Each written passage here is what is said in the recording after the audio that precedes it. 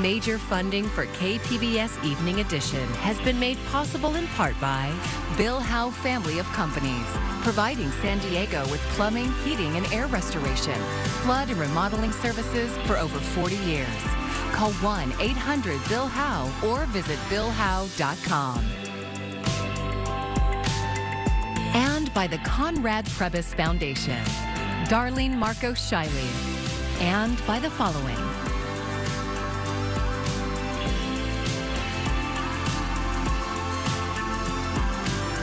And by viewers like you. Thank you.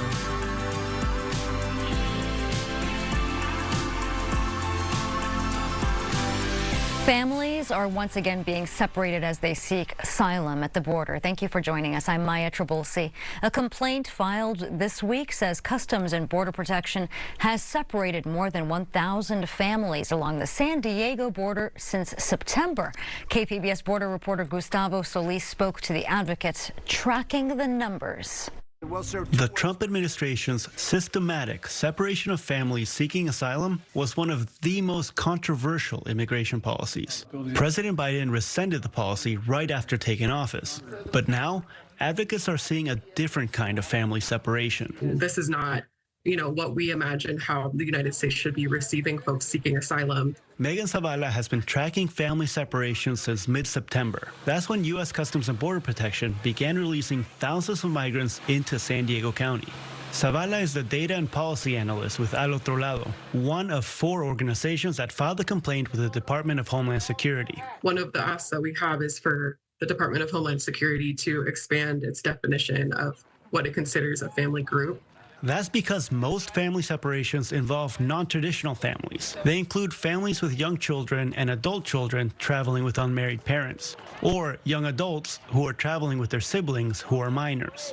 She says family separations are happening in all sorts of ways. Sometimes it's when migrants are asked to stay in the open-air camps out in Yacumba or San Isidro, or while they're being processed in CBP facilities. We have times where it's maybe like a family group of 4 and one person is released one day and then 2 days later the next person, 2 days later the next person. So we haven't really been able to see a rhyme or reason as to why. Jewish Family Services, the ACLU of San Diego and Imperial Counties, and the Center of Immigration Law and Policy at UCLA all contributed to the complaint. CBP did not respond to a media inquiry. Gustavo Solis, KPBS News. A second complaint has been filed over conditions for migrants being held at campsites in our desert. Volunteers say migrants detained in Yacumba have no shelter or protection from the elements. The complaint also mentions a lack of necessities like food, water, clothing, and medical supplies. If you are the sort of person that can let little children and women sit in the dirt with no water, food, or shelter, I pity you. For the last 11 weeks, Sam Schultz, who you just heard, has been working to get necessities to the migrants as they wait to be processed for asylum. He says while Border Patrol has sped up their operations, the volume of migrants continues to increase steadily. It is the season for respiratory viruses. KPBS health reporter Matt Hoffman says more cases mean a lot more activity in the emergency room at Rady Children's Hospital. We're really busy. There's no doubt about it. Since October, RSV cases have been rising. The respiratory disease primarily impacts young kids. RSV is here like gangbusters. The total number of RSV cases isn't as high as last year, but it is more than the previous 3 years. Rady Children's Hospital's medical director for infectious diseases, Dr. John Bradley, says RSV can cause severe lung inflammation. Anytime a parent sees their child, particularly a very young child under 2, having difficulty breathing, you get really worried and you take them into the emergency room. Among emergency room visits for respiratory symptoms, kids 4 and under make up the highest percentage, with those ages 5 to 17 next. Bradley says Rady's has children currently hospitalized with the flu, RSV, and whooping cough. When a parent senses that their baby's not breathing well, that's the time to bring them in.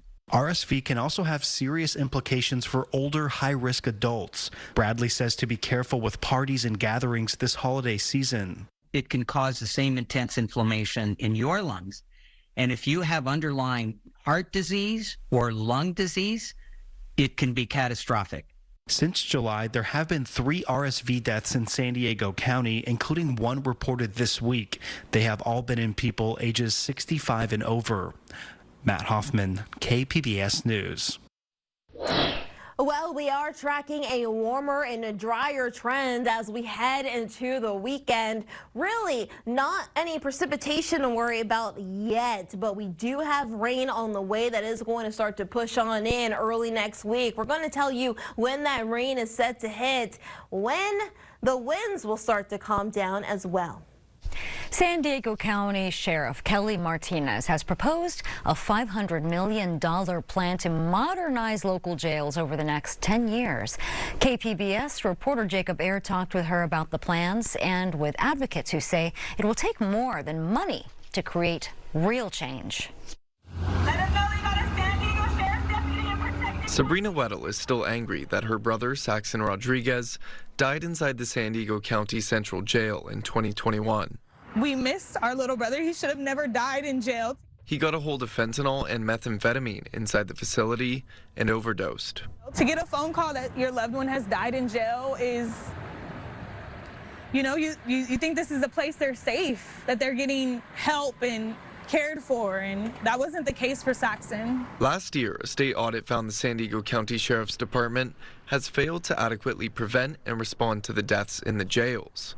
Since then, 2 new bills have become state law. They provide further oversight regarding jail deaths, mental health, and medical health care.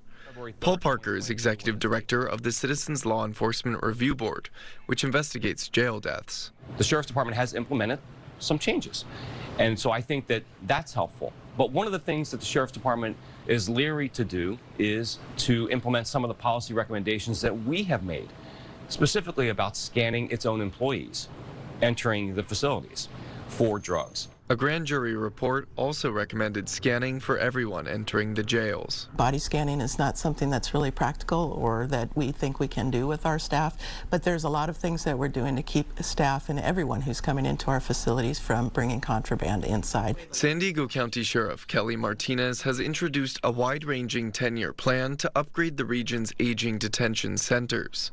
It includes major renovations for the county's 7 detention facilities, with the majority of the money going towards the oldest site, the Vista Detention Center. A jail built in the 70s wasn't built for the population that we're serving today. The cells really aren't structured in a way that's therapeutic or helps people with mental illness or the medical needs that we need. North County Equity and Justice Coalition's Yusef Miller agrees the facilities need upgrades, but says the issues run deeper than the structures themselves. The families that we represent that have lost loved ones in custody, it wasn't because the walls were cracked. It wasn't because the toilets were broke. It was because they were neglected. The county is facing multiple lawsuits over in-custody deaths. Weddle is not involved in a lawsuit, but says there were shortcomings by the department in her brother's death. It's already been determined by CLRB that the sheriffs were responsible for not keeping those drugs out of jail. It's also been determined by the medical examiners that the deputies checked him at 65 minutes when they're supposed to check him every 60 minutes. Martinez says her department's goal of reducing jail deaths in San Diego County will help to inform the modernization projects. We look at every death that occurs in our custody and we methodically examine, is there something we could have done differently? Parker says jail deaths are down so far this year compared to last, in part because the anti-overdose drug naloxone is now available to inmates. And he says medical and mental health screening is more robust now. But he says more needs to be done. CLRB wants jurisdiction over employees who provide medical service in the jails. We can't look at any complaints about anybody saying, well, this nurse didn't do this or this nurse gave me the wrong medication. There's nothing we can do. We want that authority so we get the full picture of the type of care being provided and the deaths that are occurring. Miller agrees more staff oversight is needed and says the modernization plan should focus on improved medical care and better mental health treatment. I hope that leads to a drop in loss of life in custody. Most of these people dying are pre-trial, which means they died innocently in jail because they've never had their day in court. Weddle says her brother died while waiting to go to court, just 4 days after his arrest. Justice would be them taking proper care of the inmates that are in there. They're inmates, but they're humans. Martina says the Sheriff's Department will spend the next few years identifying funding for the modernization project and hopes construction can begin in the next 4 to 5 years. Jacob Ayer, KPBS News. Southwest Airlines is trying to reassure flyers that this year's Christmas travel rush won't be as chaotic as last year. SDSU's Mira Kopik has the Friday Business Report. So Southwest Airlines in particular had crew shortages. There was this confluence of storms. They had poor routing software, and it forced them to cancel 17,000 flights and left millions of travelers stranded for a week or more in some cases. This year, what they've done is they've addressed the equipment issue with a lot more de-icing machines. You know, right now, forecasts suggest there are going to be some fairly significant storms on the East Coast this coming weekend as people start to travel. They've upgraded their software, their routing software, so it's a little bit tighter. They can get these pilots and flight attendants aligned, and then they're really focusing on time departure and arrivals. Not just Southwest, but all the airlines have received double the number of complaints this year than they did last year. And so consumers or travelers are really not very happy about this, as one of the peak holiday periods hit us right now. But at the very least, we know that Southwest Airlines is in a much better position in 2023 than they were in 2022. I'm Amna Nawaz. Tonight on the NewsHour, the United States calls for a more precise Israeli offensive in Gaza. That's coming up at 7 after Evening Edition on KPBS. The Los Angeles Chargers are saying enough is enough after one of the worst losses in franchise history. The team announced today it fired head coach Brandon Staley and general manager Tom Telesco. Chargers owner Dean Spanos thanked Staley and Telesco for their work and professionalism, but he didn't mince his words on why the decision was made to let the two go with 3 games left this season, saying the team needs a new vision and their fans deserve more. The Chargers fell to a 5-9 record after an embarrassing 63-21 loss against the Las Vegas Raiders. Local leaders are helping those who don't have a place to call home this holiday season. Dozens of essential services set up at the Montgomery Waller Park and Recreation Center in the South Bay for the Homeless Resource Fair.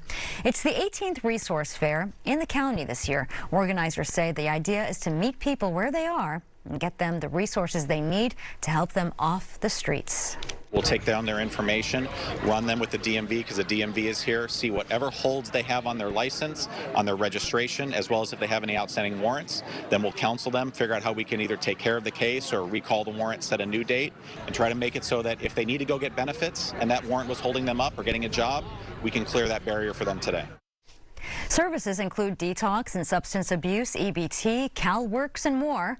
People also had access to showers and a mobile clinic.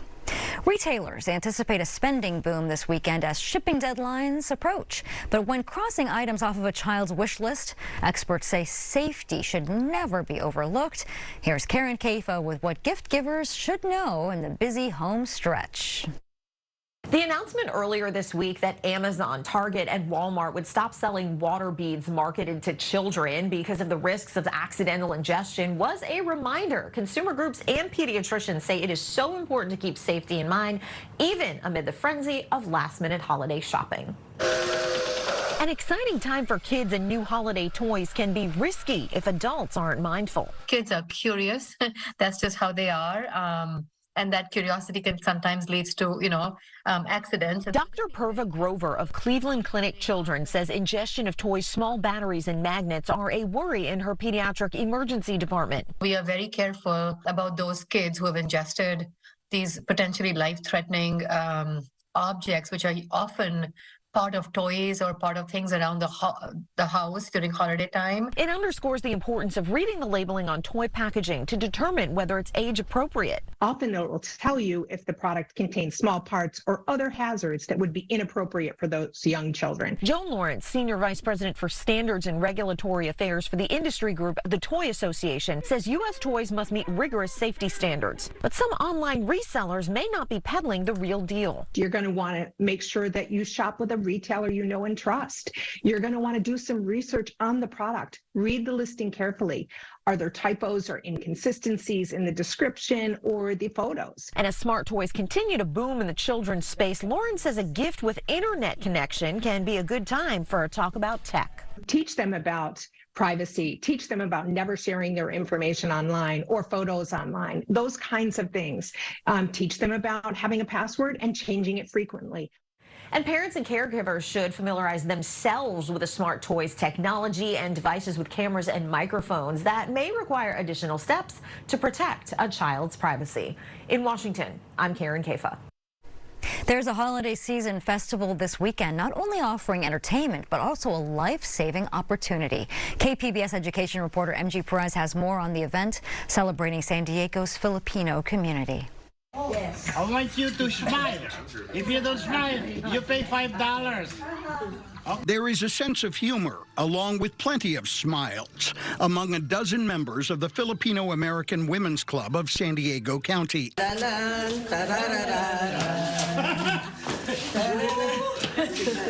One, two, three.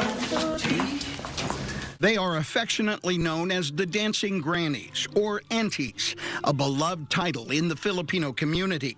These aunties have been hard at work the past several weeks in this Chula Vista garage, rehearsing folk dances they learned decades ago in their homeland of the Philippines. I feel that I'm really a Filipino.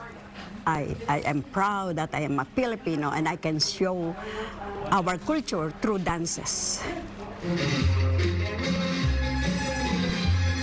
The dance of the Salakot is inspired by traditional bamboo hats worn in the fields by workers harvesting crops, just one of the many acts in this weekend's Mariah Performing Arts Festival. The dancers are also traveling aunties, doing a walkthrough of the auditorium where they will perform on Sunday at Wilson Middle School in City Heights. They join other Filipino performers of all ages and abilities. We walk her, and then she steps on the door. 7-year-old Sol Tan and his older sister Miracle will dance. Both children have special needs that do not keep them from taking the stage to do what they love. Miracle? Hey, Sol, Candy Custodio Tan is their mother and a spoken word artist who will perform alongside both children, together as a family of representation. You know, people with Down syndrome, they just have so much joy. Educating people in the community about disability justice, I think that's the most important key, and bringing inclusivity. Leading the show and the message is Anjanette Mariah Ramey, founder and CEO of the arts group. She is a first-generation Filipina-American, a veteran performer, and a leukemia survivor, which prompted her to include a blood drive during Sunday's festival, encouraging donors from minority communities. That ethnic origin plays a big factor in saving lives, and so we want to use the arts to bring people together and then educate them about and give them the opportunity to donate blood.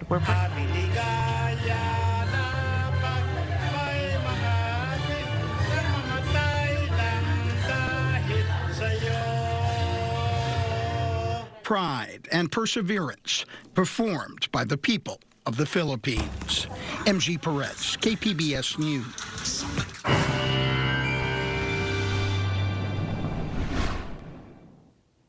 Well, let's start you off with your weather headlines. What do you need to know as we head into the weekend? It's Friday. Yay! We are gearing up for the weekend. And, well, as we head into the next few days, we are still dealing with some Santa Ana winds. Winds coming out of the north and east. And those are going to be bringing warm and dry conditions there across the area throughout the weekend. Now, those winds, while we are still talking about those Santa Ana winds, they will gradually be on the decline as we head throughout this weekend, though those chances for rain return early next week. Now, for for tonight, mainly clear skies will drop down to a low of 46. Oceanside, you're at 39, so a little bit cooler there. Ramona at 43, Borrego Springs 40, and even Mount Laguna tomorrow, you're rising to the mid-50s. But San Diego, where do our highs go? 73. We'll even have some sunshine there. Oceanside 75 and Borrego Springs 75 as well. Now, I want to take you there along the coast because, again, things are certainly changing. We are going to continue to warm or stay warmer there throughout the beginning of the weekend and even throughout Sunday as well. But you will start to see those temperatures start on that downward trend there as we head into the end of the weekend there along the coast. We're at 75 on Saturday, 73 on Sunday, and then things start to get a little rougher as we head into Monday and Tuesday. And yes, we're tracking some rain, and that rain is going to be sticking with us even throughout the middle of the week as well. That's where we're going to see that dip in temperatures down to the 60s for the beginning and middle of next week. And areas further inland, well, it's a similar story for you as well. We're in the 80s there Saturday and Sunday, but those clouds will start to roll in. That's going to be a precursor to what's to come. Still cloudy on Monday, 75 for the high, but then we're down to the 60s again by Tuesday and Wednesday, and that's when we're tracking that rain moving into the region. Now for the mountains, you'll have a similar story. It's rinse and repeat. We are going to talk about those increasing clouds there throughout the weekend with that rain eventually moving in and the cooler conditions there by Tuesday and Wednesday. And then for the deserts, well, we are talking about increasing clouds there throughout the end of the weekend. But overall, we will start to see those temperatures drop gradually as we head into Wednesday, but before then, they're going to be staying pretty steady in the mid-70s. For KPBS News, I'm meteorologist Bree Guy. And here's another look at today's top stories. Customs and Border Protection has separated more than 1,000 migrant families along the San Diego border since September. That is according to a complaint filed this week with the federal government. It documents several instances of migrants and asylum seekers being separated from their families shortly after entering the United States. Advocates are asking the federal government to help them reunite families and prevent others from being separated in the first place. As the holidays draw near, there's been a rise in activity in the emergency room at Rady Children's Hospital. The medical director for infectious disease says RSV cases have been rising since October, but the total number of cases isn't as high as last year. RSV primarily affects young kids, but can have serious implications for older adults too. Since July, 3 people have died from the respiratory disease, and they were all 65 years or older. San Diego County Sheriff Kelly Martinez is proposing a $500 million plan to modernize jails. The plan would span 10 years with the goal of reducing in-jail deaths. The state audit last year found the Sheriff's Department failed to adequately prevent and respond to deaths in jails. The Sheriff's Department hopes construction can begin in 4 to 5 years. Slow Horses is a series of darkly funny espionage novels by Mick Herron. The books have been adapted into a series by Apple TV+. KPBS arts reporter Beth Acamando says it's a show worth making time for. Slow Horses refers to a dysfunctional team of British intelligence agents. What's the plan? I need a team of good agents, but I just have the slow horses. In Season 3 of the Apple TV Plus show, a whistleblower is about to expose some of MI5's dirty secrets, and the Slow Horses find themselves in jeopardy as they try to rescue one of their own. It's me, it's Cartwright. Look, Lamb said you might still be there. If you are, Louisa and I are down at the facility. But Nick Duffy's turned up with a ton of chieftain men and guns. Overseeing this band of misfits is Gary Oldman's Jackson Lamb, a disheveled, flatulent, and often drunk veteran of the espionage game. But don't let his appearance fool you, says co-star Jack Loudon, who plays River Cartwright. He's just sort of decided to sort of not care anymore, and it makes him operate a lot better than the rest of us. Lamb is just... he's flatlined. Working with you has been the lowest point in a disappointing career. The die is set. Lamb he hasn't changed very much, and he isn't going to change. Some backup might be handy. Well, I'm busy. Okay, thanks. I'm sure the situation will resolve itself.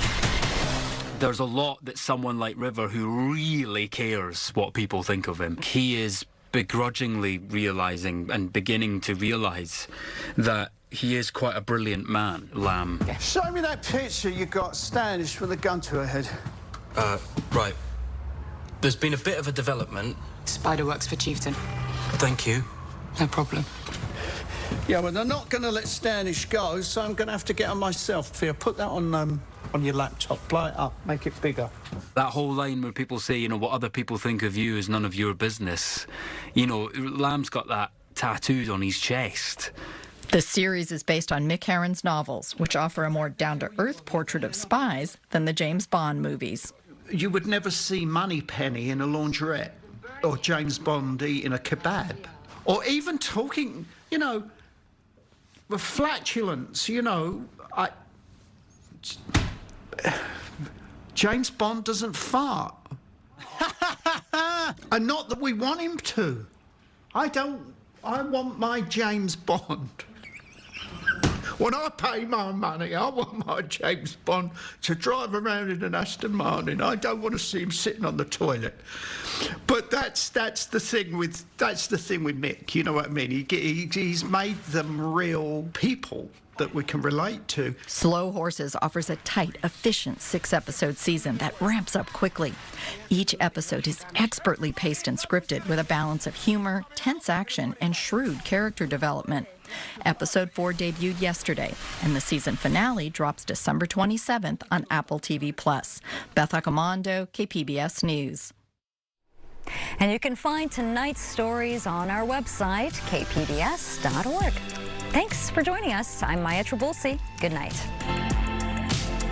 Major funding for KPBS Evening Edition has been made possible in part by Bill Howe Family of Companies, providing San Diego with plumbing, heating, and air restoration, flood and remodeling services for over 40 years. Call 1-800-BILL-HOWE or visit BillHowe.com. And by the Conrad Prebys Foundation, Darlene Marco Shiley, and by the following.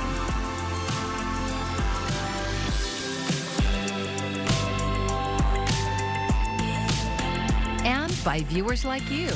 Thank you.